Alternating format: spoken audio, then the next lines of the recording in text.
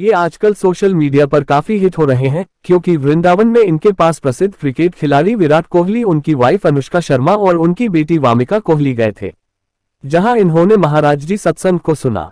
उसके बाद ही विराट कोहली ने 2 शतक मारे, जिससे ये काफी फेमस हो गए हैं। उनके पिता श्री शंभू पांडेय एक भक्त व्यक्ति थे और उन्होंने बाद के वर्षों में संन्यास स्वीकार कर लिया। उनकी माता श्रीमती रमा देवी बहुत पवित्र थीं और सभी संतों के लिए उनके मन में बहुत सम्मान था। दोनों नियमित रूप से संत सेवा और विभिन्न भक्ति सेवाओं में लगे हुए थे। उनके बड़े भाई ने श्रीमद्भागवतम के श्लोक पढ़कर परिवार की आध्यात्मिक आभा को बढ़ाया। पवित्र गृहस्थी के वातावरण ने उसके भीतर छिपी अव्यक्त आध्यात्मिक चिंगारी को तीव्र कर दिया। भक्तिपूर्ण पारिवारिक पृष्ठभूमि को देखते हुए महाराज जी ने बहुत कम उम्र में ही विभिन्न चालीसा का पाठ करना शुरू कर दिया था। जब वे 5वीं कक्षा में थे तब उन्होंने गीता, श्री सुखसागर पढ़ना शुरू किया।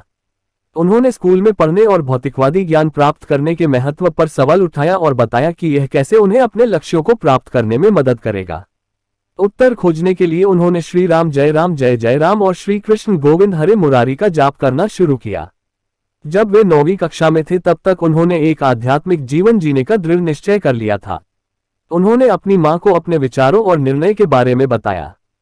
13 वर्ष की छोटी उम्र में एक सुबह महाराज जी ने मानव जीवन के पीछे की सच्चाई का अनावरण करने के लिए अपना घर छोड़ दिया। महाराज जी को नैष्ठिक ब्रह्मचर्य में दीक्षित किया गया था। उनका नाम आनंद स्वरूप ब्रह्मचारी रखा गया और बाद में उन्होंने संन्यास स्वीकार कर लिया। महावाक्य को स्वीकार करने पर उनका नाम स्वामी आनंदाश्रम रखा गया। महाराज जी ने शारीरिक चेतना से ऊपर उठने के सख्त सिद्धांतों का पालन करते हुए पूर्ण त्याग का जीवन व्यतीत किया। उन्होंने अपने अस्तित्व के लिए बिना किसी व्यक्तिगत प्रयास के केवल वही स्वीकार किया जो भगवान की दया से दिया गया हो। एक आध्यात्मिक साधक के रूप में उनका अधिकांश जीवन गंगा नदी के तट पर व्यतीत हुआ, क्योंकि महाराज जी ने कभी भी आश्रम के पदानुक्रमित जीवन को स्वीकार नहीं किया। बहुत जल्द गंगा उनकी दूसरी मां बन गई।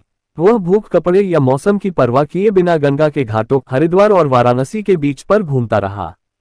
कड़ाके की सर्दी में भी उन्होंने गंगा में 3 बार स्नान करने की अपनी दिनचर्या को कभी नहीं छोड़ा। वह कई दिनों तक बिना भोजन के उपवास करता था और उसका शरीर ठंड से कांपता था, लेकिन वह परम के ध्यान में पूरी तरह से लीन रहता था। संन्यास के कुछ वर्षों के भीतर उन्हें भगवान शिव का विधिवत आशीर्वाद मिला। महाराज जी पर निस्संदेह भगवान शिव की कृपा थी।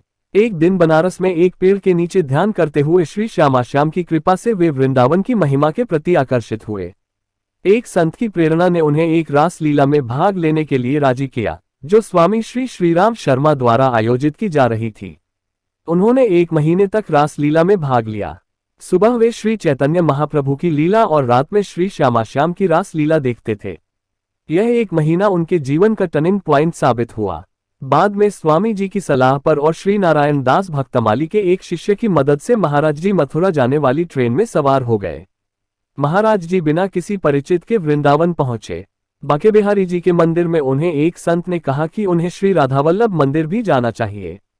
महाराज जी 10 साल तक अपने सद्गुरु देव की करीबी सेवा में रहे।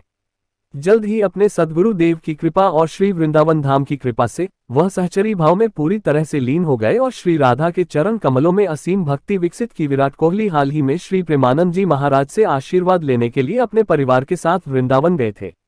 उनका एक अनदेखा वीडियो इंटरनेट पर वायरल हो रहा है, जिसमें विराट अपनी पत्नी अनुष्का शर्मा और बेटी वामिका के साथ प्रेमानंद जी महाराज से आशीर्वाद लेते नजर आ रहे हैं। वे वर्तमान में वृंदावन में रह रहे हैं और अपना समय ध्यान, आध्यात्मिक गतिविधियों में बिता रहे हैं। कहा जाता है कि प्रेमानंद जी महाराज वृद्धावस्था में होने के बावजूद अच्छे स्वास्थ्य में है। वो वृंदावन में रहते हैं और अपना समय ध्यान और आध्यात्मिक गतिविधियों में बिताते हैं। वह अपनी शिक्षाओं और दर्शन के लिए दुनिया भर के लोगों द्वारा बहुत सम्मानित है।